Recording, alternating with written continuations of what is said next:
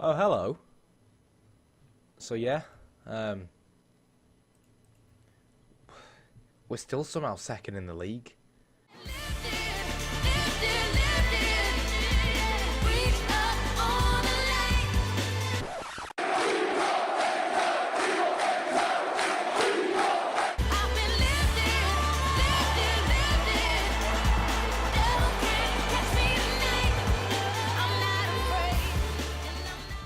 Alright then, hello, bonjour, hola, whatever goddamn language you speak. Welcome to, I think it's episode 5 now, of my Blackburn Rovers FM17 career mode.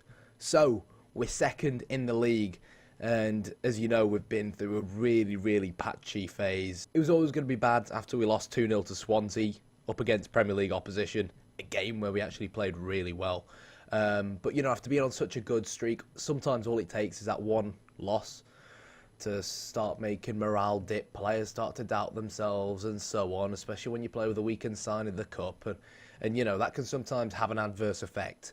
And to be honest, going out of that particular fixture, we were always going to have a tough set of games, particularly considering we're relegation candidates. Derby County, much better side than us. And to be honest, we played pretty well.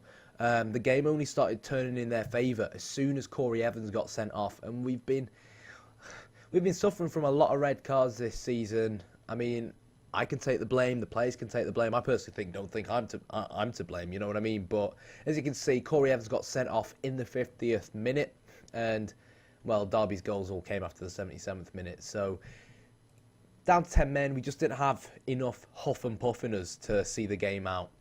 Next up was Sheffield Wednesday at home. Now, Sheffield Wednesday, I think, were second in the league when we played them. Again, a team that were in the playoffs last season. A team that really should be fighting for promotion and playoffs again this season. So for relegation candidates like us, to get a 2-2 draw was pretty damn good. They did get a man sent off in the 80th minute. We weren't able to capitalise and find the third goal to be the winner, but I'm happy with a 2-2 draw.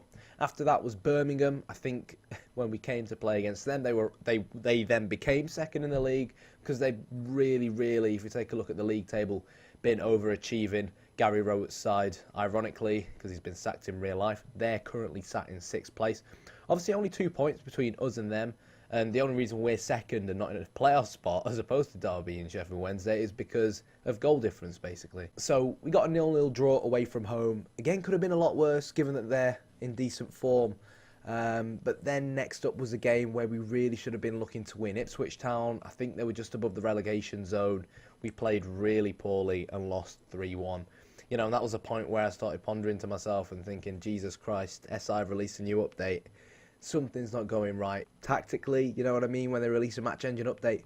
But fortunately, it looked like our bad luck started to turn. Jason Lowe, he scored against Ipswich Town, and he somehow managed to find the back of the net against Nottingham Forest. Nice to see him start getting on the score sheet, because he doesn't contribute with goals often. We just about beat Nottingham Forest 1-0, and you know, tight games like that against teams like Forest, especially midweek games when you don't have that much fitness, really crucial to try and win them and build up morale. Unfortunately, the morale that we built up from winning that game helped us also overcome Bristol City away from home. Long distance away between Blackburn and Bristol, players were tired from travelling, but we just about managed to edge it. To be fair, we were the better team overall, even though I think 3-0 is probably better than what we deserved. It was also nice to see Derek Williams grab a goal and play pretty well. And if you don't know Derek Williams, he's actually a centre-back, but we brought him in from Bristol City, ironically, because he can also do a decent job at left-back. And left-back's been a position where I've not really felt 100% comfortable with any of the players we've had this season. So I've decided to give him a shot, bring him in. And to be fair, you know, he's putting up a decent fight for his spot in the side. Next up was Paul Lambert's Wolves. They're obviously doing pretty well as well, just outside the playoff spots at the moment. So again, very tough run of games there, guys. So even though we've got a few red and yellow dots, not really too disheartened, and we managed a point against Wolves. Next up today, the live comp, we've got Villa. Villa, newly relegated from the Premier League, not going to be easy. I'd take a draw, especially away at Villa Park. But the main reason why I want a positive result is because I want to try and start building morale up again, because when players are happy, you can get that extra bit of oomph out of them. That can be the difference between winning and losing a crucial game, especially when you're competing in the top half of the Championship like us, where one win a season, come the end of the season, could be the difference between making the playoffs or making automatic promotion and not making either. So, on that note, let's take the bus to Villa Park, and I'll see you there. When it came to recording the match, I forgot to turn my webcam on, so you've got Mourinho instead.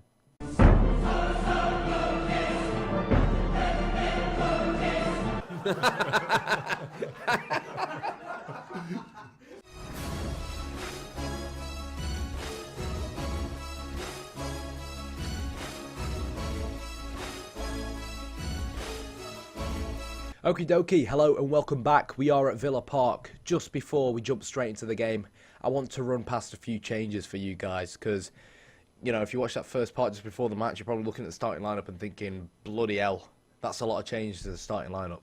Yeah, well, we've got a lot of injuries, particularly in the middle of the park. Blackburn on loan from Man City, played in the Eredivisie, got relegated with Campbell last season.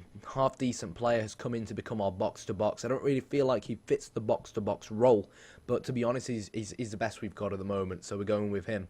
Up against Aston Villa, I've opted to go with defensive fullbacks. I'm not really bothered about them pushing forward too much. I'll be happy to take a draw. We might change that later on in the game if we find ourselves trailing. Yaya Sanogo, our top scorer, is also injured, which is a shame. The only good news is he's going to be back, I believe, either after this match or the match after this match, which means we've gone with Sam Gallagher and Danny Graham up front. So we'll see what happens. Slightly weakened side than I would have liked, but I'm kind of hoping that we can see past Villa. And they've got a lot of pace up front, and obviously they're playing with the 5 at the back because Steve Bruce is their manager. But I do feel like one of their main dangers is going to be these overlapping wing-backs that can easily get lost, especially when they push and bomb forward and it becomes a midfield of 5. So that's also another one of the reasons why I've opted to stick with defensive full-backs. But I don't want to go into too much detail. I want to jump straight into the game. So here we go. McCormack kicks off. And here we go, ladies and gents. Aston Villa versus Blackburn Rovers. Obviously, two ex-Premier League sides. Once upon a time, I can't remember what 2 seasons it was, but we used to face each other a lot in the Carling Cup, I think it was, or the FA Cup. I think it was 2 seasons in a row. We ended up grabbing each other. It was it always used to create a fantastic atmosphere, and yeah, it was always an interesting fixture, particularly because when both teams were in the Premier League, we were roughly, a same style of Premier League team in the sense that we were both, I wouldn't say relegation candidates, but, like mid-table teams. So it was always a good game. But anyways, here we go. Marshall and Feeney linking up down the right wing. We're taking it nice and slow early on as Feeney picks the ball up. I've decided to play him because he got an assist in the last game as Conway plays in Sam Gallagher and makes it 1-0. That's what I'm talking about. That is football. See you later, Aston Villa. 1-0 Blackburn Rovers. Sam Gallagher not letting me down. Yaya Sanogo injured. Who cares? We got Super Sam Gallagher on loan. Conway, fantastic ball into the path of Sam Gallagher. Boom, 1-0 Blackburn. But here we go. Go a little bit more defensive. Try and hold on to things. Don't want to concede right after, we've scored. But I'm not quite sure how Jordan Ayew missed that. I'm really hoping that... Whoop. Did you see that? Please tell me you saw that. Have a look at my goalkeeper just then. At the end of the highlights. So Westwood plays in Jordan Ayew. Steele picks it up. And again, I mentioned this in the last episode, that one of the things in the bloody patch notes was that they improved goalkeepers. And the goalkeepers were terrible. And Jason Steele's gone and just casually like the balls. What? He nutmegs himself? He drops the ball and nutmegs himself? I don't know what they've changed, but whatever you've changed, SI, you've made things worse. which to be fair is not really unusual for SI. I've been playing Football Manager for far too many years, so I should be used to it by now. But anyways, let's make it 2-0 as Mulgrew whips the ball into the box. And this is when Aston Villa are at their deadliest. They're on the counter-attack. It was a poor free kick, to be honest. And we had a lot of men bombing forward when we probably didn't need to. But that's a great tackle from Hope Akpan. Wins the ball back. And now it's our chance to counter-attack. We win the ball back as Jack Byrne plays the ball out wide to Liam Feeney, who passes the ball back towards Hope Akpan in midfield as Sam Gallagher gallops forward. Akpan, Feeney, no overlap, of course, from Ben Marshall. We're trying to play things safe. We don't want to overcommit forward as Conway, the man who got the assist to Gallagher, is back on the ball. But that's a really good tackle from Mal Jedinak, and this could be it. This could be the counter-attack that Aston Villa have been wanting for a while. Poor finish, in my opinion, from Jordan Ayew, and good save from Jason Steele. But what's really worrying for us is how easily he's finding space behind our back four. You know, Aston Villa are starting to show signs of why they are favourites, one of the favourite teams to go up, even though it's not really working for them in real life. But we could counter-attack here as the Irishman and Byrne runs forward, and apparently nothing came of the highlight. So that was a bit anti-climatic. But here we go. Corner. We're decent from these as Conway plays the ball to Sam Gallagher. Can he make it 2? Oh! Oh! Back off the bar. And I thought that was in. I think I'm going to actually change things from corners because I'm really not comfortable with how easily we're getting counter-attacked from corners. So, attack. Stay back if needed. I'm just honestly going to have both our fullbacks stay back to try and keep that extra solidity because they've been pretty good on the counter-attack of Aston Villa. But here we go. 5 minutes to go until half-time. I want to be able to go in at half-time with a 1-0 lead. And I can tweak my good old-fashioned team talk from there. Long ball towards Gallagher, and Graham has to make it 2. Oh! Oh! Was that a save? Did he hit the post again? That's the second time this game we've hit the post. And dare I say it, you even look at the match stats, we've been all over Aston Villa. The problem is, you know, that was only the first half. I'm going to tell him I'm not happy. Just try and keep him focused. Derek Williams has not had the best game of his career. It's safe to say that. I'm really struggling for left backs. I really, really am. It just seems like whoever I play at left back, I cannot find any form of consistency whatsoever. And just as a pointer, if I keep sounding weird, I've got a weird blocked nose at the moment. British winter weather doesn't really agree with me, which kind of makes it hard to speak, but forgetting about, you know, things being hard to speak, it's hard to shout from the bloody touchline as well, because, you know, if this was real life, I'm pretty sure I'd have lost my voice by now. So far, so good, but we've still not found the second to give us that little cushion that we need. And now that Codger's on, I'm sure he's going to be causing us problems unless we can find a goal. Oh, for God's sake! Oh, for God's sake! He hits the bar. Sam Gallagher has now hit the bar twice, and Danny Graham has hit the post once, I think it was. And how unlucky are we? This is just going to be one of them games. I can feel it.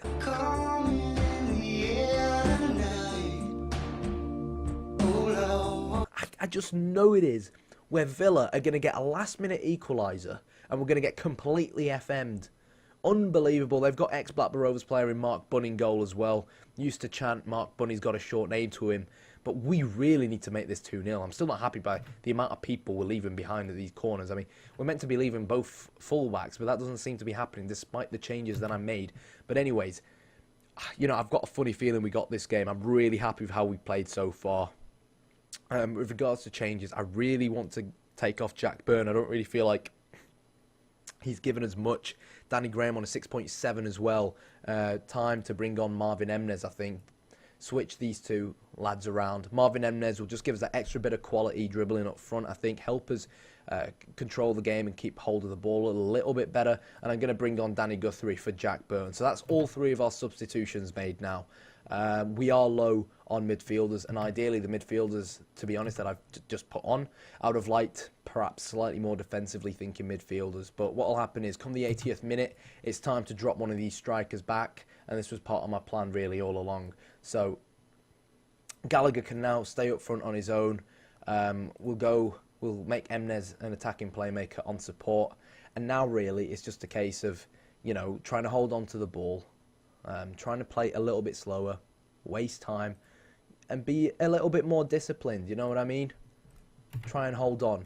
Have a little cheeky team talk with the lads, tell them to tighten up, and I've got faith in my lads that they're going to see this game out and we're going to pull off a phenomenal victory away at Villa Park against Steve Bruce's Aston Villa. 87 minutes, time to go for the cheeky contain, and I think we've just won at Villa Park as Mulgrew plays a free kick in, and are they going to make us watch like the next 40 seconds now until the full-time whistle? All this does is just make things even more nervy, as Akpan finds Stephen Hendry, who's definitely made left-back look a little bit better ever since coming on for Derek Williams. Again, left-back's a bit of an issue, but there's a foul, so that is why we saw that highlight. And again, we're on. This is one thing. How many men are we pushing forward for this? This is one thing I've mentioned before, right? We're on contain. I don't have any specific free kick instructions for this kind of scenario, but for the love of God, like you'd think something would be introduced into the game. This could be the inner software developer in me, having a go or whatever. But when you're on contain, you've got a 1-0 lead away from home. It should automatically adjust, regardless of what your instructions are. You shouldn't have to manually change it. It should automatically adjust and keep more men back. Fortunately, though, this is going to be the last kick of their game, and I do think that's all 3 points to us. And there we go. What a victory. Really, really proud of the lads. A good win, boys. Well done. And that might have put us top of the league. No, it hasn't, because Rafa Benitez's Newcastle have beat Cardiff. But I don't really mind. I'm not going to lie. I weren't expecting going to Villa Park and getting the win. And I'm really, really pleased with the lads and how well we've managed to turn around our form. We've been hard to beat as opposed to earlier on the season. Earlier on the season, we were scoring a lot of goals, especially after that 6-1 victory against Wigan. But recently, after that poor set of results, I switched the training around to be on defensive positioning. And we've only conceded 1 in 4 ever since our form turned around again. So, there's always going to be goals in our side. Like I said in one of the earlier episodes, where I'm trying to play to our strengths, which is, in my opinion, our attack, as long as we can keep injuries under control. But yeah, I've been talking about injuries quite a lot.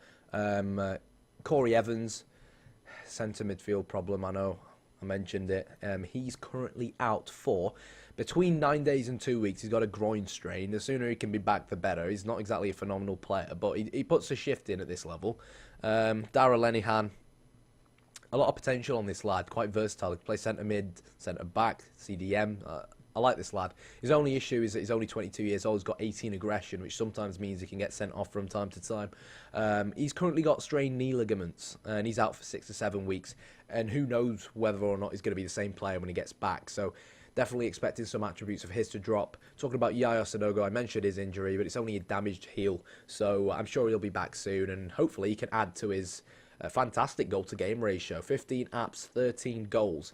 And yeah, not too shabby really, especially when you consider that one of the apps was him as a sub. So really pleased with that signing, and really pleased as well that Sam Gallagher has started. I've no idea why his attributes have dropped. I'll keep an eye on his training. Really pleased by the fact that he's starting to grab goals now. He got his second goal that game. Danny Graham as well. He's not scored that much, but I believe he's actually tied with the most assists. So even though he's not scoring goals, he's definitely helping out with the goals. 3 assists to his name so far this season. So far so good. The only goal he scored was a penalty, but he is getting into decent positions, which is good. There's no doubt if we do get promoted, these players probably won't be here next season, but you got to do what you got to do. Another thing I wanted to mention was that our finances were going down the shitter, as you'd expect with owners like ours, but fair play to them. Unlike real life, I guess, they seem to have invested some money into the club. We are making a loss, a regular loss. Most of our expenditure is either on loan repayments and interest or player wages. I'm not quite sure why it's not coming up, because that's for this month. Where's the overall expenditure? So yeah, total expenditure, if we go to this season, player wages. So that is a bit of an issue, but what can you do? We don't have players on that much money, and apologies that this episode is longer than usual, but I feel like up until this point, I've mainly just kind of been focusing on games and not really covering other aspects of things, which I think is still important. So yeah, wage-wise, we're not really paying too much money, especially when you consider like a season ago we had Jordan Rhodes on £40,000 a week. For a championship side, we're not really spending that much on wages, but due to owners, due to low crowds at games and so on, and not enough T-shirt sales, it is tough. If we can get promoted, though, Premiership TV money would be phenomenal. But yeah, what else can I talk about? I've got an idea. Felipe Mattioni. So he is a Brazilian right back, more of a wing back really. Reason why I like him is he's very versatile. He could also play right mid as a winger and right back, obviously, which would be the two main positions where we would play him.